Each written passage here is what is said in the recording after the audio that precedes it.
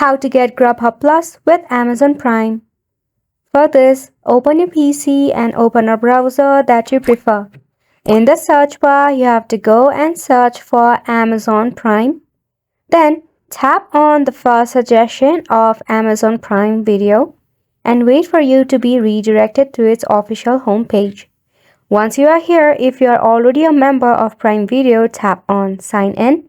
If not, tap on Start Your Free Trial. I'll be tapping on Sign In. Now, all you have to do is enter your email or phone number and tap on Continue.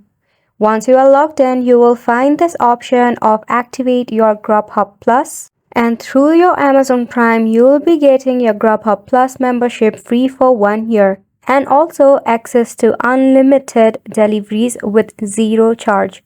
Isn't it cool? Now once you tap on it, next you'll be taken to the Grubhub website where you have to sign into your Grubhub account. You can continue using your Facebook or Google.